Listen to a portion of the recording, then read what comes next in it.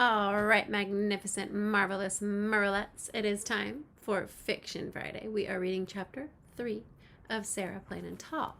Remember, chapter 3 does not have a title. You will get to make your own title after we read the chapter. So be thinking of ideas that might be a good title for chapter 3. Chapter 3. Sarah came in the spring. She came through green grass fields that bloomed with Indian paintbrush, red and orange and blue-eyed grass. Ooh, I hope you just noticed evidence of a season. We just learned that Sarah arrived in the spring, and we read that she came through green grass fields blooming with these beautiful flowers called Indian paintbrush. So I am going to go to page 74 of my journal. And you are going to also find page 74. So please go to page 74. And in my spring column here, spring, I'm going to write green grass because that is a sign of spring. So here is my spring column, and I'm writing green grass. That is evidence in the text that tells us what season it is. All right, we are moving right along. Papa got up early for the long day's trip to the train and back. He brushed his hair so slick and shiny that Caleb laughed. He wore a clean blue shirt and a belt instead of suspenders.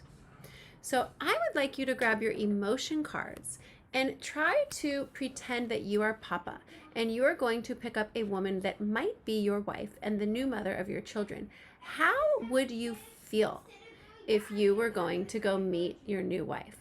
I am going to get my emotion cards, and I'm going to give you a little time to come up with your own idea, and then I'll show you what I think I might be feeling if I were Papa. So you're getting your emotion cards. I bet you're thinking of more than one emotion too. Papa might feel nervous and also excited. Do I see any Me Too's out there? I bet a lot of you are agreeing with that. All right, he's going to pick up Sarah. He fed and watered the horses, talking to them as he hitched them up to the wagon.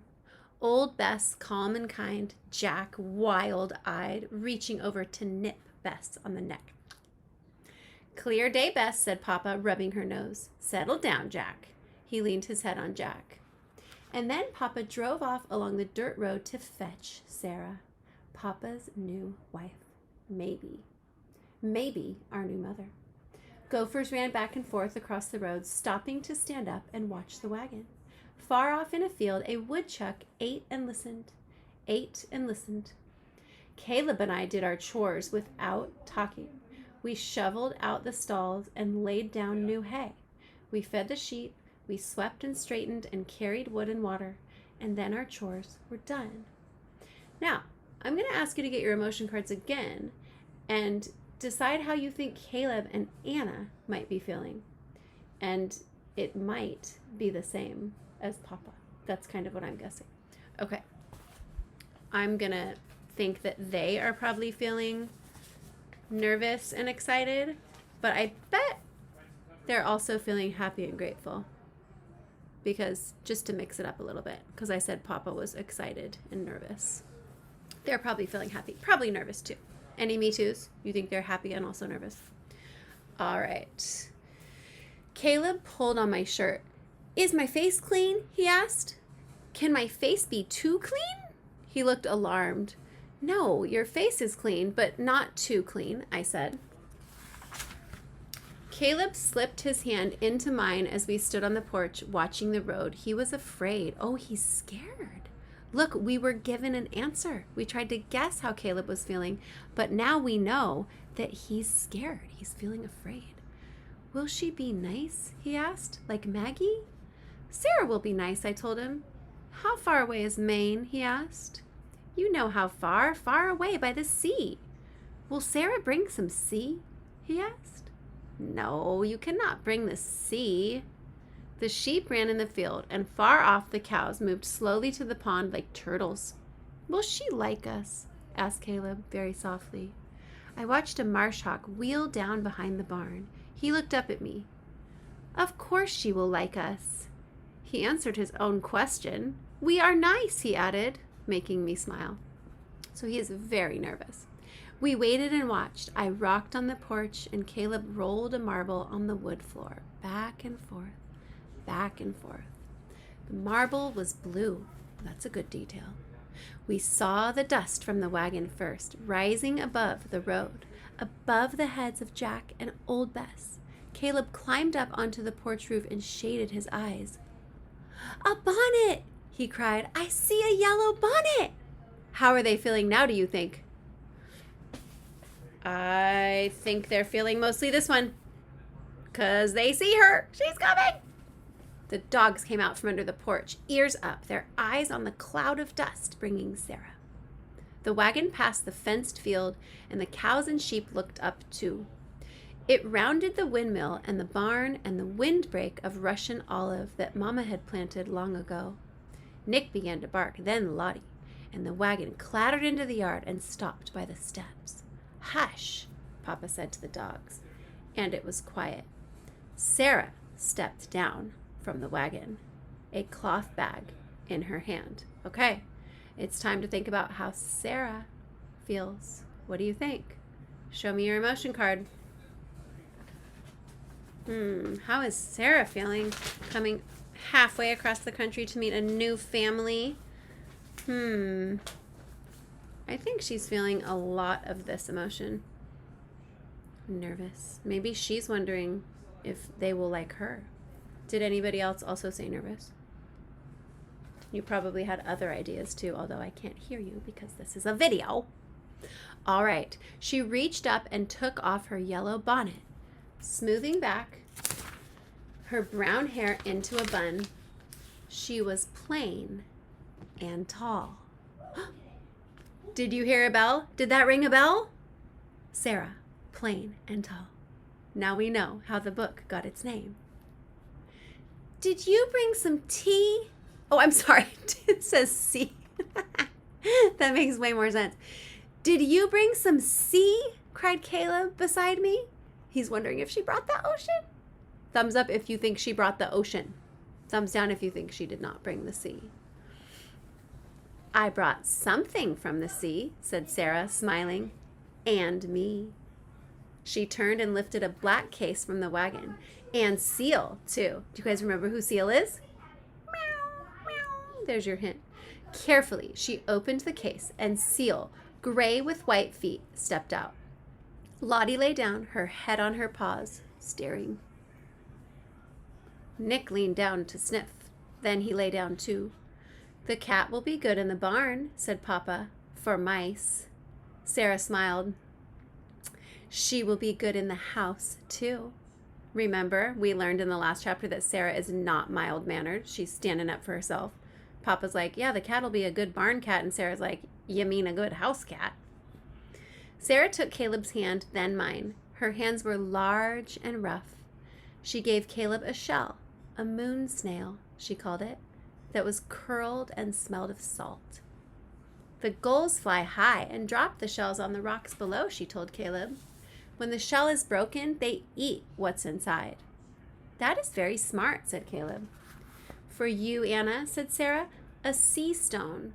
And she gave me the smoothest and whitest stone I had ever seen. The sea washes over and around the stone, rolling it until it is round and perfect, said Sarah. That is very smart, too, said Caleb. He looked up at Sarah. We do not have the sea here. Sarah turned and looked out over the plains. No, she said, there is no sea here, but the land rolls a little bit like a sea. My father did not see her look, but I did, and I knew that Caleb had seen it too. Sarah was not smiling. Sarah was already lonely. So Sarah is already missing the sea, and they can tell just by her face. That's like our habit, right, of listening with your eyes and your heart too. They could tell how she feels even though she doesn't say that she's sad. So we are knowing that Sarah is also a little bit sad. and lonely, even though that's not one of our emotion cards. Maybe it should be. Hazel, maybe you can make one. In a month's time, the preacher might come to marry Sarah and Papa, and a month was a long time. Time enough for her to change her mind and leave us. So now, I bet Caleb and Anna are feeling, what's that word I'm thinking of? Worried.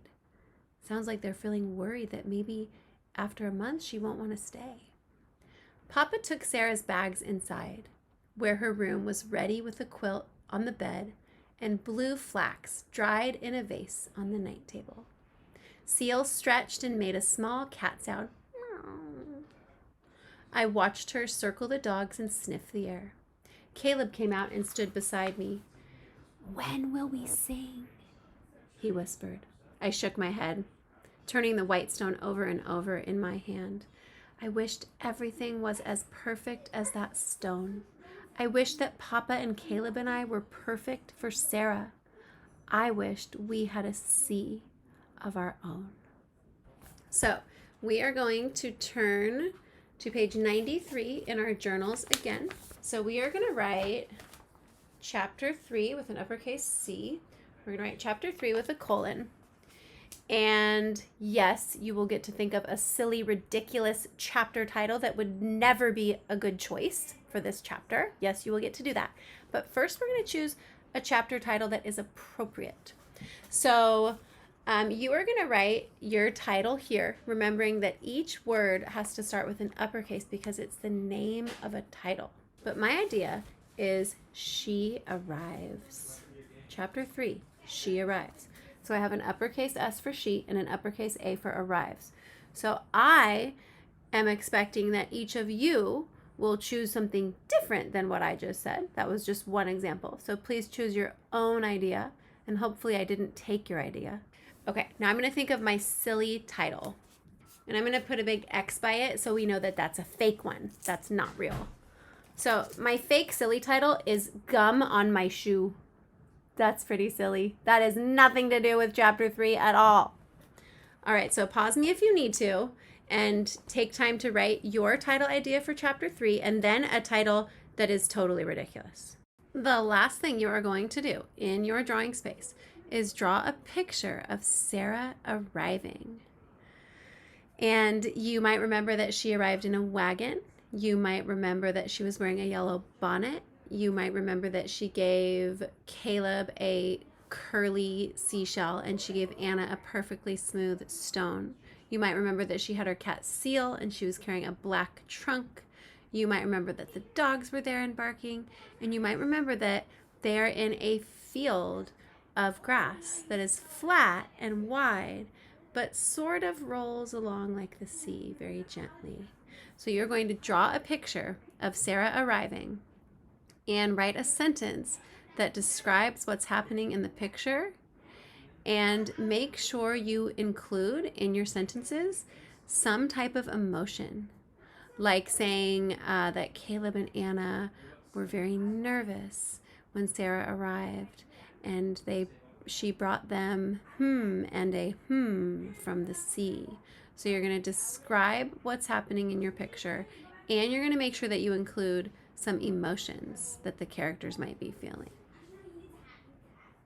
And I am so looking forward to seeing what you chose for your chapter 3 title. I cannot wait to see what you chose for your silly, ridiculous title. So I hope you guys enjoyed Fiction Friday today. And I hope you have a great weekend. I will not be meeting with you today because I already met with you earlier in the week. And I will see you all on Monday. Have a magnificent, marvelous day.